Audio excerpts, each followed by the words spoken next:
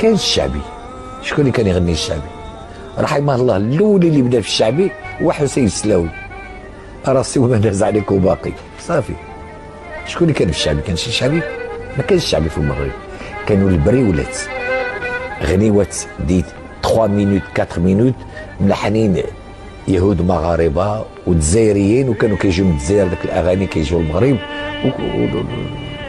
بحال ضربيها الشيباني ولا بحال هلا الليلاني ولا كانش الشعبي. ما كان تمشيو لطريق تطوان غتلقاو تما الاسماء ديال الجزائر ديال بحثوا في طريق تطوان غتلقاو العائلات الجزائريه مكتوبه عند الاستاذ بن داود محمد داود والكايما وبن شطاب شتي.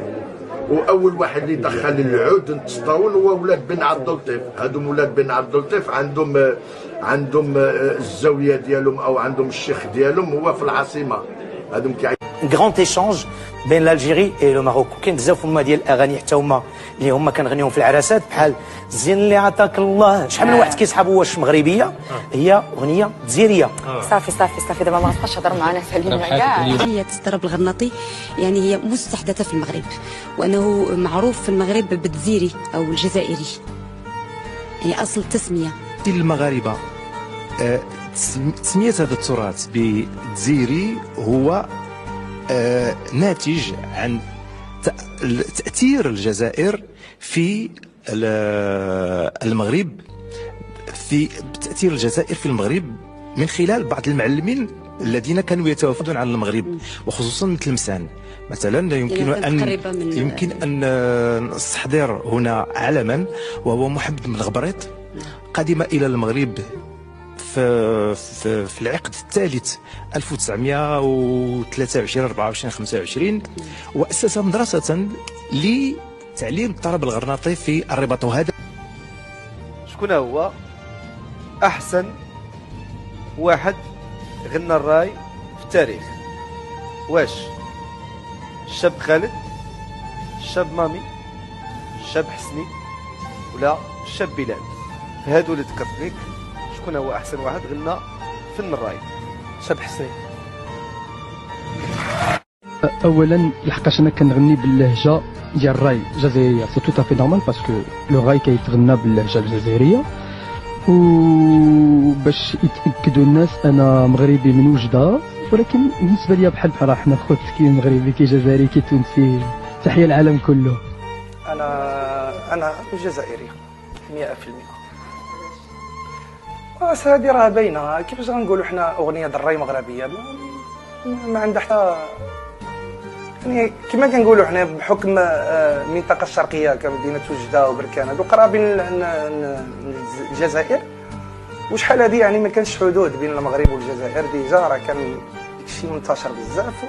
يعني واحد ستيل بحال نقولوا حنا مثلا المغاربه كيغنيو اغاني خليجيه، نعتبروه حنايا اغنيه خليجيه، سي نورمال. الفن ما عندوش حدود، اي فن يقدر يدخل من بلاد لبلاد، ولكن نبقاو نهضروا في الواقع. الاغنيه الراي اغنيه جزائريه. هادشي اللي خايف منه دابا مؤخرا هو ولينا جزائر بينا جزائر وهذه حاجه خطيره جدا اللي بغيت ننصح بها الفنانين المغرب. انا ماشي كننصح، راه بغيت نقول لكم حافظوا، لان اللهجه المغربيه راه هي اللي عطاتنا قيمه، فما نوليوش جزائر مع احترامنا للفنانين الجزائر، بالعكس دوله عظيمه والفن عظيم والراي، ولكن المغاربه حنا ولينا كنشوفوا الانتاجات كلها ولات راي، فهذا خطر كيهدد الموسيقى في الاندلس. وعندها تاثيرات عثمانيه، مع انه حنا العثمانيين ما كانوش يحتلوا المغرب، ولكن بحكم انهم احتلوا الجزائر بزاف ديال العائلات تركيه اللي كانت عايشه في الجزائر كانت هاجرت في الاحتلال الفرنسي الجزائر للمغرب واستقرت في تطوان. فتطوان كتجبروا فيها بزاف ديال العادات عثمانيه وتقاليد عثمانيه كتجسد بالخصوص في الطرز ديال تطوان اللي كيطرزوا على الحرير، وهي الطرز اللي كيتسمى التعجيره التطوانيه. عاده كتخدم على الحرير وكتخدم ب 11 ديال الالوان ديال الالوان طبيعيه على الثوب ديال الحرير، اللي عاده كيكون يا اما في الصفر يا اما في التوركوا او في الموف. بالنسبه للحزام حتى هو طبعا جا من عنده تاثيرات اندلسيه. ودابا غادي نشوفوا هاد